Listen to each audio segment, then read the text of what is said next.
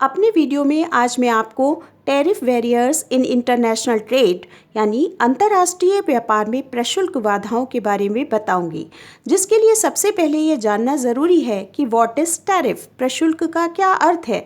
प्रशुल्क संरक्षण की सबसे लोकप्रिय विधि है।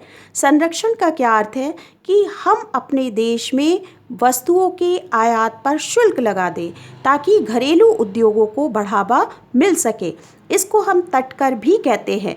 ये किसी हम देश से वस्तुएं का आयात करते हैं या किसी देश में वस्तुओं का निर्यात करते हैं तो उस पर जो शुल्क लगाया जाता है उसे हम टैरिफ या प्रशुल्क कहते हैं।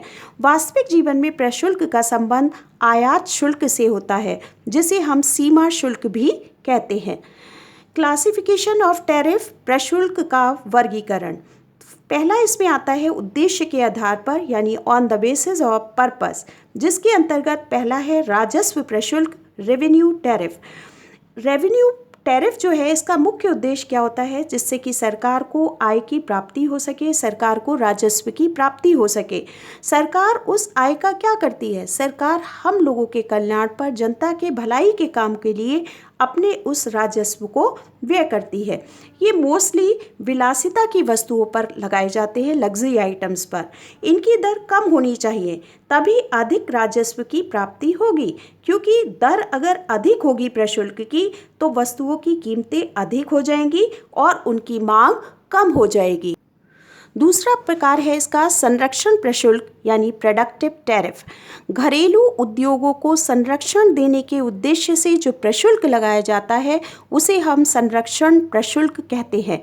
इसकी दरें इतनी ऊंची रखी जाती हैं कि आयातित माल देश में विक्रय ही ना हो सके, क्योंकि धीरे धीरे हम ऐसा करते जाते हैं तो बाद में ऐसे आयात बंद हो जाते हैं और देश में ही इन उद्योगों का विकास होना शुरू हो जाता है। दूसरा उसका भेद है उत्पत्ति और निर्धारित स्थान के आधार पर यानी on the basis of origin and destination, जिसमें पहला आता है मूल्यानुसार प्रशुल्क, एड वैलोरम टैरिफ। आयातित वस्तुओं के कुल मूल्य पर सरकार द्वारा निर्धारित दरों पर प्रतिशत के रूप में जो शुल्क लगाया जाता है उसे हम मूल्यानुसार प्रशुल्क कहते हैं। ये प्रतिशत कुछ भी हो सकता है, 10%, 20%, 25%, 30%। नेक्स्ट है विशिष्ट प्रशुल्क यानी स्पेसिफिक टैरिफ। वस्तु की माप तौल या संख्या के आधार पर जो शुल्क लगाया जाता है उसे हम स्पेसिफिक टैरिफ कहते हैं। इसका परिमाण का आधार वस्तु की भौतिक इकाइयाँ होती हैं। माना कि एक टीवी की कीमत 100 रुपये है तो बाकी जो टीवियाँ होंगी, अगर हम 10 टीवी कहीं बाहर से आयात करते हैं तो 10 टीवी पर अलग अलग जो कर लगाया जाएगा उसे हम कहेंगे विशिष्ट प्रशुल्क, क्योंकि इसमें परिमाण का आधार वस्तु की भौतिक इकाइयाँ होती हैं। नेक्स्ट है मिश्रित प्रशुल्क, मिक्स्ड टैरिफ। ये मूल्यानुसार शुल्क और मात्रात्मक शुल्क दोनों के आधार पर लगाया जाता है। जैसे कि यदि हम विदेशों से आने वाले सूती कपड़ों पर या तो 1 रुपये प्रति मीटर अथवा उसके मूल्य के 90% की दर से प्रशुल्क लगाएंगे। जो दरें कम होंगी, माना मूल्यानुसार शुल्क कम है तो वो हो, अथा अगर मात्रात्मक शुल्क कम है तो उसके अकॉर्डिंग प्रशुल्क लगाया जाएगा और उसी का भुगतान किया जाएगा। नेक्स्ट आता है हमारा भेद देशानुसार विभेद के आधार पर on the basis of country wise discrimination, जिसमें फर्स्ट आता है एक कॉलम प्रशुल्क, सिंगल कॉलम टैरिफ। ये सभी वस्तुओं पर समान दर से प्रशुल्क लगता है, चाहे वो किसी भी देश से आए।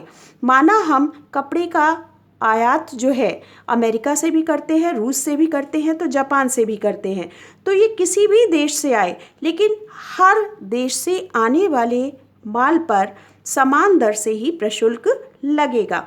ये बहुत ही सरल और आसान विधि है, क्योंकि इस पे हमें पूरा डाटा नहीं रखना पड़ता कि हम किस देश को हमें कितना भुगतान करना है। इसको हम परिवर्तन नहीं कर सकते क्योंकि इसकी प्रवृत्ति आलोचशील होती है।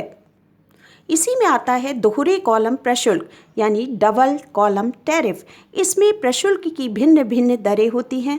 प्रशुल्क की अधिकतम और न्यूनतम दरें पहले से ही निश्चित कर दी जाती हैं, उसी के अनुसार प्रशुल्क लगाया जाता है। नेक्स्ट है सामान्य प्रशुल्क, जनरल टैरिफ।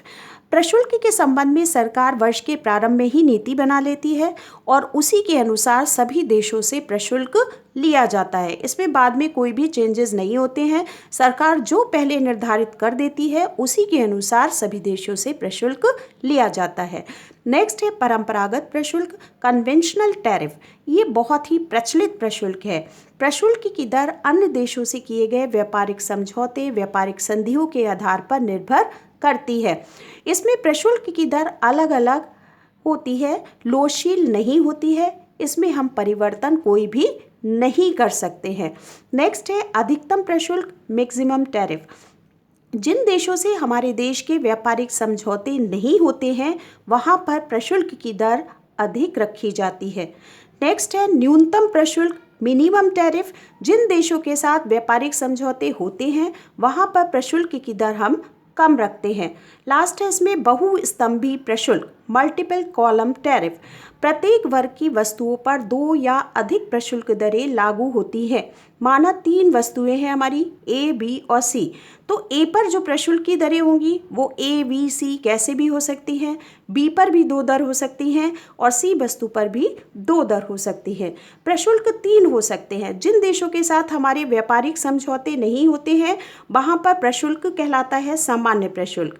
जिन देशों के साथ व्यापारिक समझौते होते हैं, संधि होती है, वार्ता होती है, वहाँ पर जो प्रशुल्क होता है उसे हम मध्यवर्ती प्रशुल्क कहते हैं।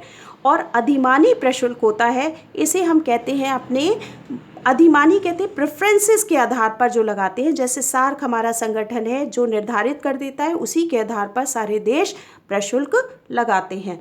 लास्ट इसमें आता है प्रतिशोध के आधार पर प्रशुल्क। इसमें फर्स्ट है प्रतिशोधात्मक प्रशुल्क।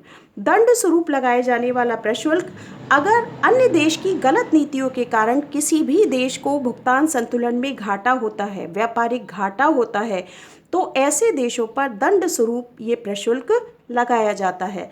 लास्ट है प्रतिकारी प्रशुल्क, काउंटरवेलिंग टैरिफ।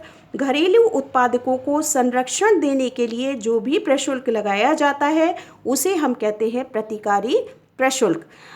तो थैंक यू इस वीडियो के लिए। अगले वीडियो में मैं आपको प्रशुल्क के प्रभाव के बारे में बताऊंगी। अगर आपने मेरे चैनल को सब्सक्राइब नहीं किया है तो इसे सब्सक्राइब करें और मेरे वीडियो को शेयर भी करें।